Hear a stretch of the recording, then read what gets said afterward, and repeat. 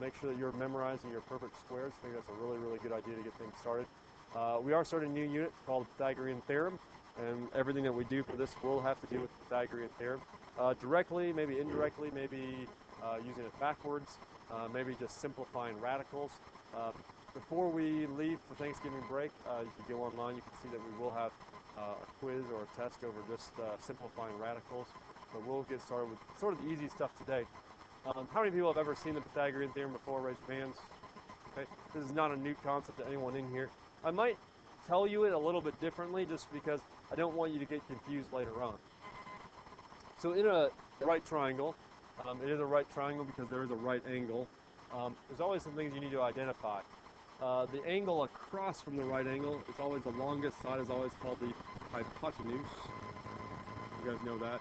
And then generally speaking, there's two other legs. The longer one is called the long leg, and the shorter one, obviously, is called the short leg. Okay? So these two are legs, and then there's the hypotenuse, which is always across from the 90-degree angle. It's the opposite of the right angle as it goes across. Okay? As you guys already know, you know these two concepts here. The longest side is going to be across from the longest angle, shortest side, shortest angle. So the 90-degree angle, since it's across from the largest side is the hypotenuse. 90 degrees is the biggest angle that can be there.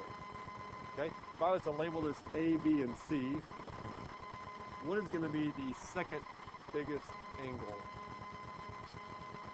If B is the biggest, A has to be the second biggest, because this is the longest side, the longer leg. It doesn't be matched up with A.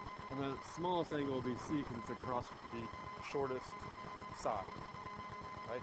Again, the shortest side is across from the smallest angle. Okay? So in that case, A, B, and C like so. Now the thing is, here's what gets kind of confusing, is that if I label these A, B, and C, this long leg, you know, uppercase and lowercase letters, it would look like this up here, right? Okay? But is that the way that you guys know the Pythagorean Theorem? No, you guys always know that C is the hypotenuse, right? Okay. Well, here's the problem.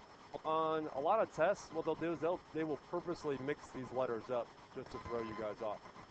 So if you actually understand the Pythagorean Theorem, you know that the hypotenuse is always going to be the longest side.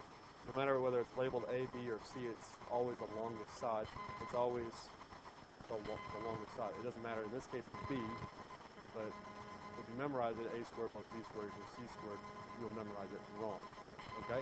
So that's why when the Pythagorean Theorem was invented, this guy named Pythagoras, who was named after him, his name was Pythagoras, he said in a right triangle, the sum of the squares, again, sum just means that we're adding them together, sum of the squares, the lengths of the legs, so that's leg squared plus leg squared, the sum of those two, is equal to the square of the length of the hypotenuse. That's I mean, he didn't say it in English, but that's how it got translated when it originally happened.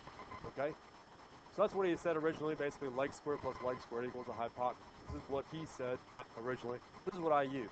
I usually abbreviate, I just say L squared plus L squared equals H squared. I think it's more descriptive than A squared plus B squared equals C squared. And that way you don't get mixed up in case C is not the longest side. So just the example I have where C is the longest side. Okay.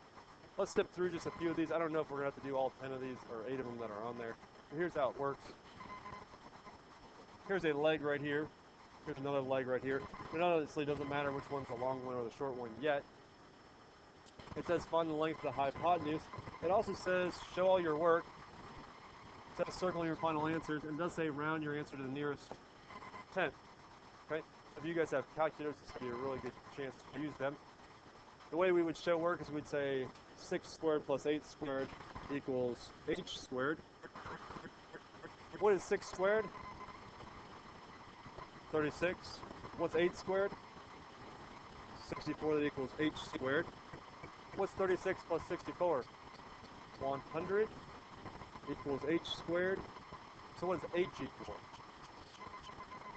Yeah, you have to take the square root of both sides. We know the square root of 10 is, or square root of 100 is 10. What are the units? Inches. Okay?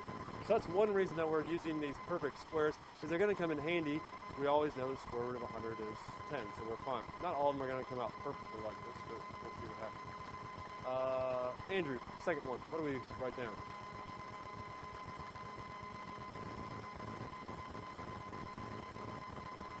H squared? What's 9 squared? Okay. What's 4 squared? 16, and we're just going to add 2 zeros on the end of this. Okay. 81 plus 1600, what does that give us?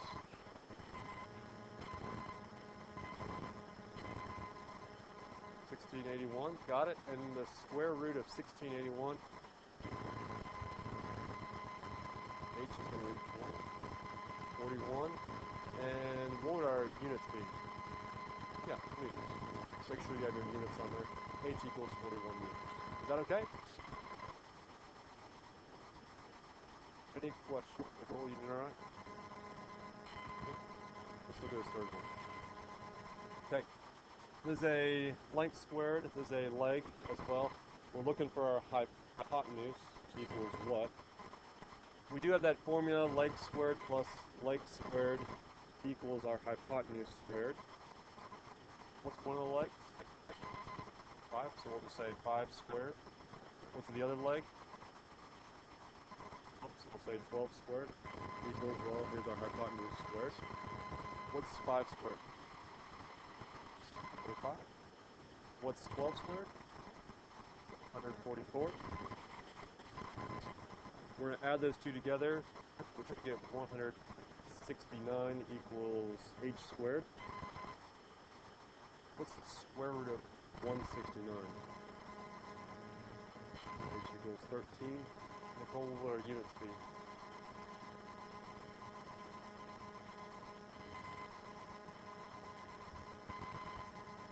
What would our units be at the end of 13? It's 13 inches, miles, feet. That's all I'm looking for. Does that make more sense? Zach, number 4. Yes, we did. We're on number 4 already. Zach, what do I do?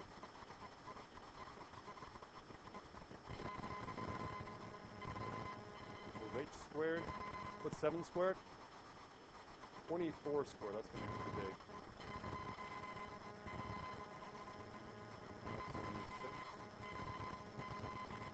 Okay, add those two together. $625.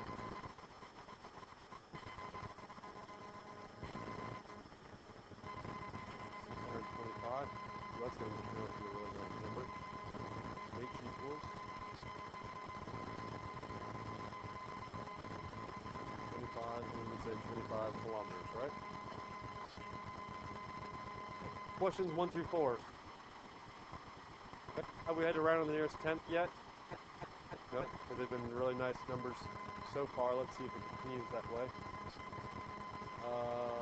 Silas, number 5.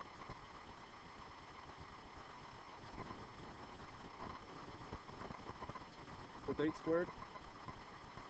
No, what's 8 squared? What's 15 squared? Right, because you're going to have those memorized. When we add those together, what do we get?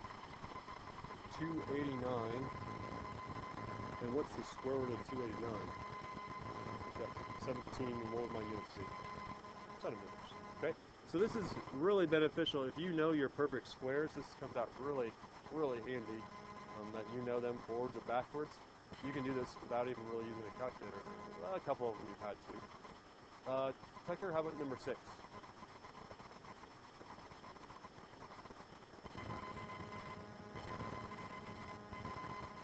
H squared, yep. We're talking about the hypotenuse over here.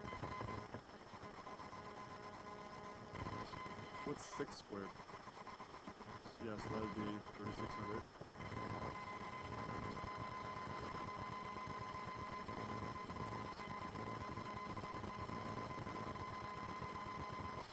Squared. And we'll square root both sides. What will h equal? How many millimeters? More than 60. 61 millimeters? Good to me.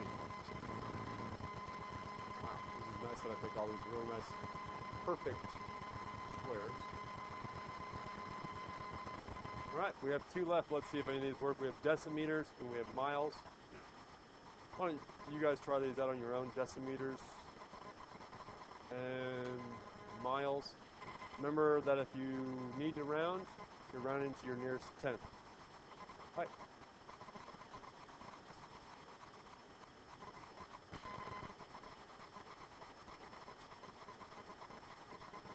Okay. Okay. Uh, you're just in a different mode.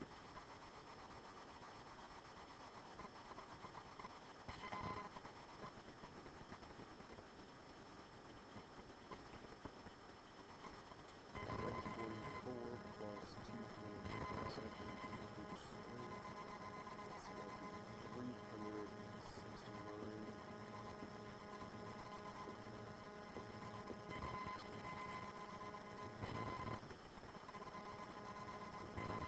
Squared plus 6 squared equals h squared.